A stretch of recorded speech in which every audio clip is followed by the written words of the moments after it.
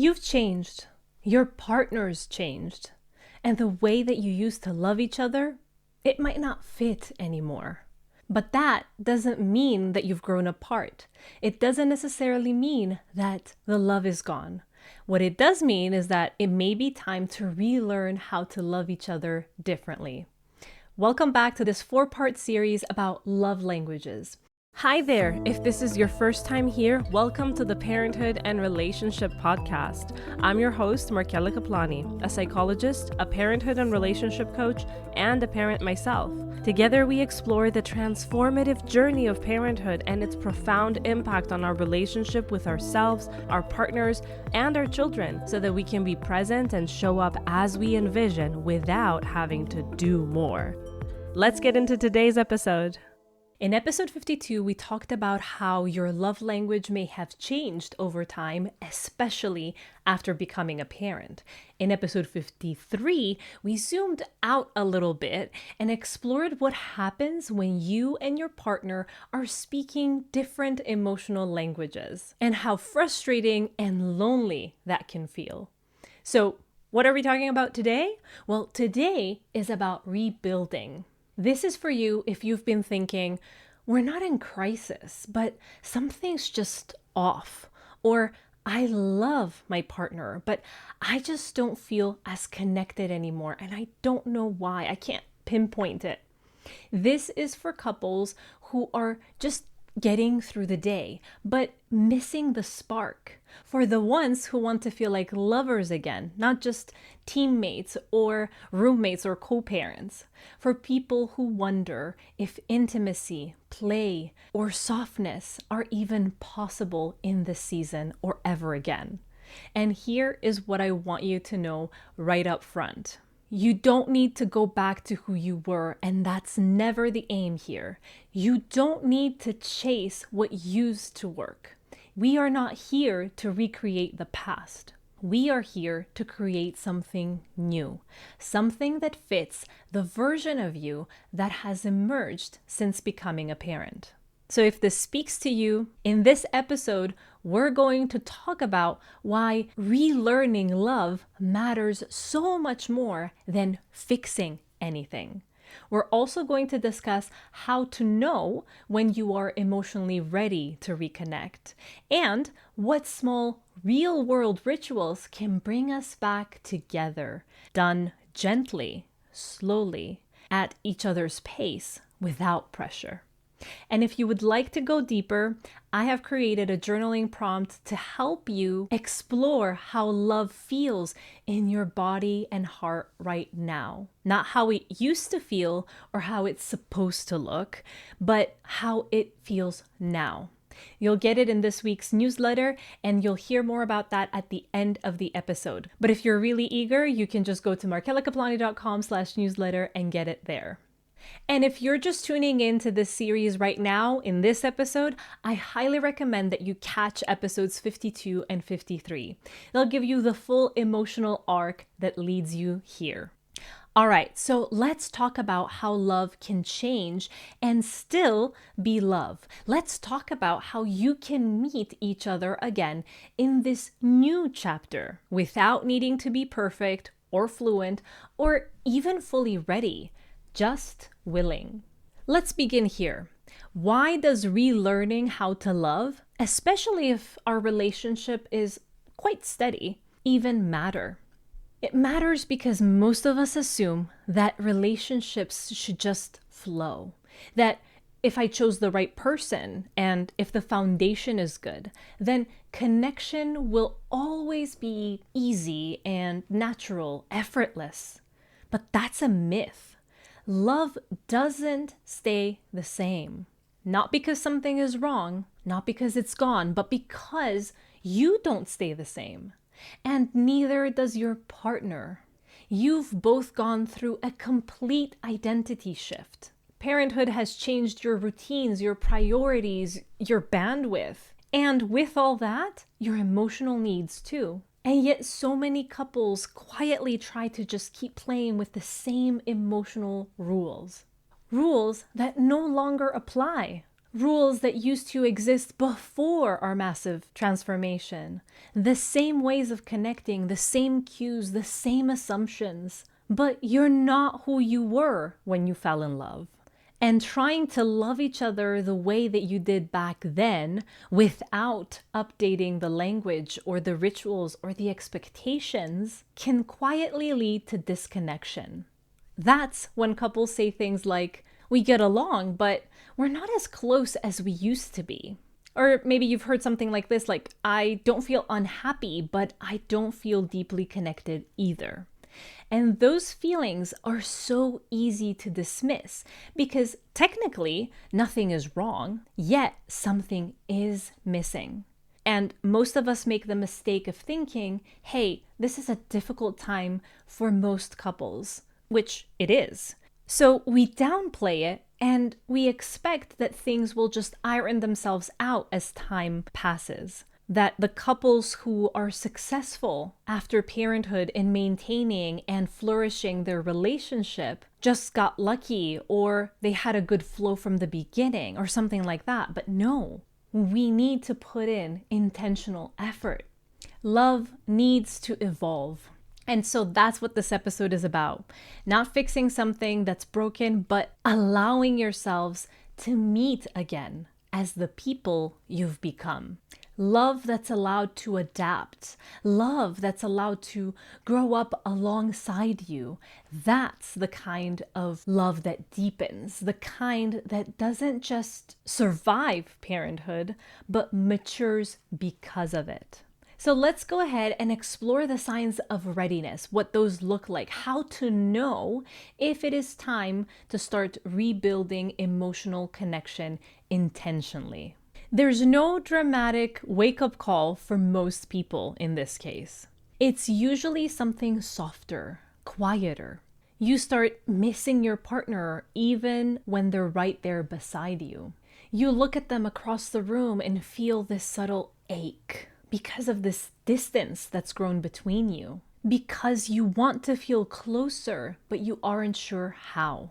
Maybe affection has started to feel a little awkward. Maybe you hesitate when you feel the need to reach out for a hug, or you can't remember the last time that you guys kissed intentionally, passionately, not just as routine, saying goodbye in the morning. You may even have started to wonder if they'd be open to it anymore, or if they're feeling just as unsure as you are. Maybe you've noticed that conversations are mostly logistical. Who's doing what? Who's going where? What's for dinner? Did you remember to grab the milk? And while that's normal in the chaos of family life, you find yourself craving something more. Depth, play, warmth. You might have caught yourself thinking, I love my partner, but I'm not sure that I feel in love right now. And that thought alone can feel so heavy, but it's not a sign that your marriage or your relationship is failing. It's a sign of awareness. It means you're paying attention. It means something in you is longing, and that longing could become a beautiful new beginning. So let me ask you gently, have you felt the subtle drift? That sense that while the love may still be there, you don't know how to reach it? If so, it might be time to rebuild, not from scratch, but from the place that you're both in now. So, if the love is still there and both of you are doing your best, why does connection fade? The answer is rarely dramatic. It's not betrayal and it's not indifference. It's not some fatal incompatibility either. More often than not, connection fades from neglect. Not intentional neglect for the most part, but the kind that happens when you're just so exhausted that you can't notice that something precious has started slipping through the cracks. Because as we become parents, our energy gets reallocated. We're suddenly responsible for tiny humans who need everything from us, physically, mentally, emotionally, psychologically, logistically. And so, what is it that gets pushed aside first? The small things that once made your relationship feel intimate. The playful glances, the inside jokes, the casual touches, the conversations about dreams instead of diaper sizes. What once felt effortless now feels like extra effort. And when those micro moments disappear, so does the emotional glue that held you close. Add to that the pressure to perform, to parent well, to manage a home, to stay functional. And so love starts to feel more like a task than a refuge. But here's what I want you to know. This is not unique to you. Fortunately or unfortunately, we're not that special. This is not a personal failing. This is what human relationships look like. And even more significantly, this is reversible. When you start to notice the absence, you can begin to make space for presence again. And that's where we're going next. Not a full renovation, but small acts of repair. Rituals, curiosity, tiny forms of intimacy that make it seem possible again to love. So, how do we actually start to reconnect? Not in theory, but in the real world. In that 10-minute window before or after bedtime. In that quiet moment while the pasta is still boiling. In the in-between. Let's talk about how love can be rebuilt gently. There's no need for grand gestures. You don't need a 2-week vacation or retreat together. You don't even need your partner to be fully on board yet. What you need is small consistency, tiny moments that tell your nervous system, I'm safe here. We're still choosing each other. So, number 1, you could create micro rituals of connection. Start here. Can you add one ritual of connection into your daily or weekly rhythm? Like a 6-second hug before leaving the house? Or 5 minutes before bed where you guys just sit, the two of you? No screens, no kids, no problem solving, no logistics, just talking. Another suggestion is a Saturday morning coffee on the balcony, even if you're both half asleep. It's not about adding pressure. It's about creating little lighthouses in the day that remind you that you're more than just co-parents. You're a couple. A second thing you could do is to reignite curiosity about each other.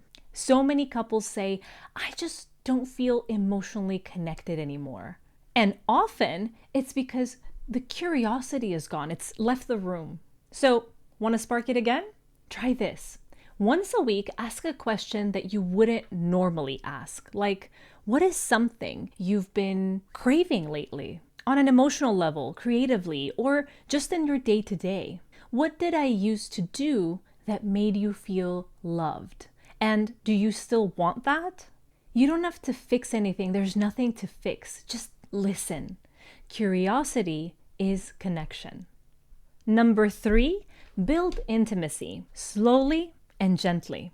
If physical closeness feels distant, don't force it. Start with emotional intimacy. Sit close while watching a show. Reach for their hand in the car. Say something kind without expecting a response. Playfulness, warmth, touch, they come back more naturally when there's emotional safety. You don't have to leap. You just have to lean.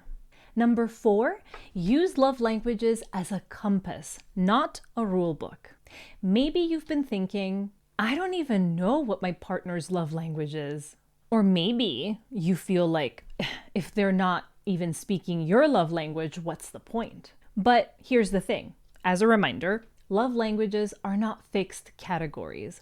They're clues. They are compass points. Don't use them as a diagnosis. Use them as starting places. Instead of asking, are we compatible? Ask, what would feel meaningful to you this week? That one question can bypass so much disconnection. Relearning how to love isn't about getting it right. It's about being willing to try. It's about creating a relationship that reflects who you are now, not who you used to be, and not some kind of expectation. You're still here. Your partner is still here. That is more than enough to begin. If this episode stirred something in you, possibly a quiet longing, a flicker of possibility, or maybe just the realization that you miss feeling close, then you will find my journaling prompt very useful to you just at this moment. It is simple, it's reflective, and it's designed to meet you exactly where you are, to give you a chance to pause and ask yourself, what kind of love do I need right now? And what kind of love am I afraid to ask for? If you're ready to explore that gently with honesty and compassion, the full journaling exercise is waiting for you in this week's newsletter. So make sure to go to markelakaplani.com/newsletter or find the link in the show notes so that you can sign up. This is where the deeper conversations happen. And that is where your answers begin to take shape. So that's a wrap for episode 54, the third episode in the series of love languages. Next week, we're going to have a guest expert who is going to join this discussion. If you've made it this far, I want to say something that you might not hear enough. Thank you, not just for listening, but for caring enough about your relationship to pause and reflect, to stay open, to stay curious, and to stay soft even in some of the hardest seasons. Relearning how to love is not a sign that something is wrong. It's a sign that you're still evolving and that your love is alive and that you care for it, that you and your partner are still growing and you're becoming together. You don't need to match perfectly. You don't need to always get it right. You just need to be willing to try again with a little bit more awareness and more kindness. If you haven't yet listened to episodes 52 and 53, go back and give them a listen. Each one builds towards this final piece of the puzzle. And if this episode resonated, I would love it if you shared it and if you left me an Apple Podcast review so that other parents can find their way here. Until next Sunday, be gentle with yourself. You're not behind, you're becoming. And that is exactly where you're meant to be. Take care. See you next Sunday. Bye-bye.